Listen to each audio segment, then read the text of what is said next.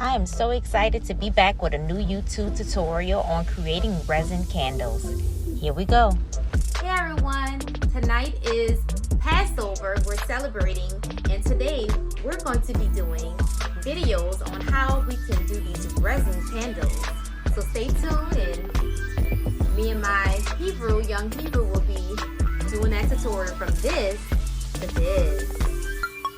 See you shortly. First we're going to need a candle, the lighting, and a lighter. Okay, then we light it up.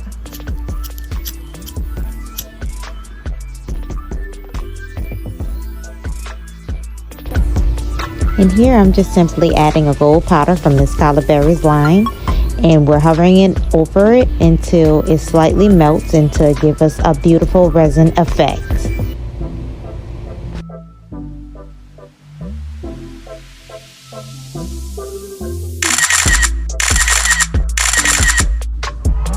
And there you have it, a beautiful resin candle work of art. If you would like to purchase this product, a link will be placed below. Thanks again for watching, and don't forget to like, follow, and subscribe. Till next time.